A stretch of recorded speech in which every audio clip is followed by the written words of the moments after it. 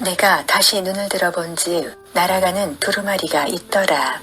그가 내게 묻되 내가 무엇을 보느냐 하기로 내가 대답하되 날아가는 두루마리를 보나이다. 그 길이가 20규빗이요 너비가 10규빗이니이다. 그가 내게 이르되 이는 온 땅 위에 내리는 저주라. 도둑질하는 자는 그 이쪽 글대로 끊어지고 맹세하는 자는 그 저쪽 글대로 끊어지리라 하니 만군의 여호와께서 이르시되 내가 이것을 보냈나니 도둑의 집에도 들어가며 내 이름을 가리켜 망령되이 맹세하는 자의 집에도 들어가서 그의 집에 머무르며 그 집을 나무와 돌과 아울러 사르리라 하셨느니라 하니라. 내가 이것을 보냈나니 도둑의 집에도 들어가며 내 이름을 가리켜 망령되이 맹세하는 자의 집에도 들어가서 그의 집에 머무르며 그 집을 나무와 돌과 아울러 사르리라고 말씀하셨습니다. 사랑하는 성도님, 하나님께서 말씀하신 이것이 무엇입니까? 이것은 하나님께서 바라신 저주를 가리키는 것입니다.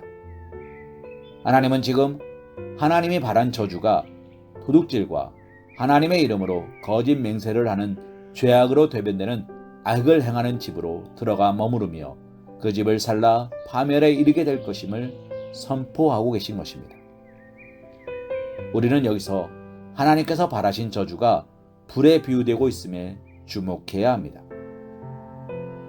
화재 현장을 직접 목격하거나 경험해 본 사람은 하나같이 하는 말이 불이 그렇게 무서운 줄 몰랐다는 그 말입니다. 불이 그렇게 무서운 줄 몰랐다는 말입니다. 불이 나면 어찌해 볼 도리도 없이 순식간에 모든 것을 태워버려 모든 것을 앗아가고 맙니다. 이처럼 불은 두려운 것입니다. 그래서 불을 화마라고 지칭하며 화마가 덮쳤다고 말하는데 이는 불이 매우 파괴적인 것이요 저주의 성격을 지니고 있음을 암시해주고 있는 것입니다.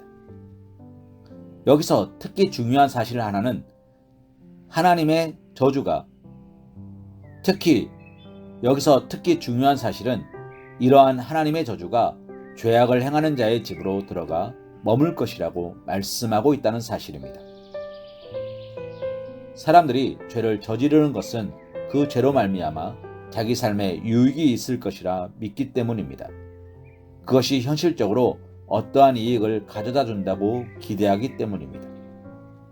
사랑하는 성도님, 정말 그렇습니까? 성경은 이에 대해 그 결과가 지극히 허무하며 실제적으로는 화와 저주만 가져다 준다고 말씀하고 있습니다. 한 치 앞도 보지 못하는 인간의 어리석음이 결국 그들을 저주와 파멸로 몰고 간다는 말씀입니다. 아담과 하와를 보십시오. 하나님의 명령을 어기고 선악과를 따먹은 이유는 그들이 하나님처럼 된다는 기대가 있었기 때문입니다. 그러나 그 결과는 무엇입니까?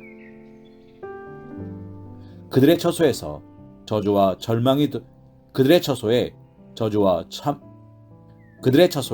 저주와 사망이 들어오고 그들은 에덴에서 쫓겨나는 결과만을 초래하였습니다. 아간이 여리고성 전쟁에서 하나님께만 바쳐진 의복과 은금을 착복한 것은 그것으로 치부하고 형통한 삶을 살 것이란 기대로 말미암은 것이었지만 그와 전혀 다른 결과, 즉 자신과 자신의 가솔, 그 소유 모두를 돌무더기 속에 매장하는 결과만을 초래하였습니다. 다윗이 밧세바와 간음을 저지른 것은 육적 쾌락을 누릴 수 있을 것이란 기대 때문이었습니다. 그러나 그 결과는 칼이 그 집에서 떠나지 않았습니다. 사랑하는 성도님, 죄를 범하는 것은 겉으로 볼 때 미혹받은 자들의 눈에는 이익을 주는 것, 자신의 욕구를 충족시키는 것으로 보일지 모르나 실제로는 크나큰 해악과 저주를 그의 삶의 자리에 불러들이는 결과를 초래할 뿐입니다. 따라서 우리가 평안을 누리기를 원하고 자기 삶이 형통하기를 바란다면 죄악을 금하고 멀리해야 합니다. 진정 자신과 자기 집을 바르게 세우기를 바란다면, 형통한 삶을 살기를 바란다면 죄를 멀리하고 의를 가까이하며 살아야 할 것입니다. 이사야 3장 11절 말씀으로 오늘의 말씀 묵상을 이어갑니다.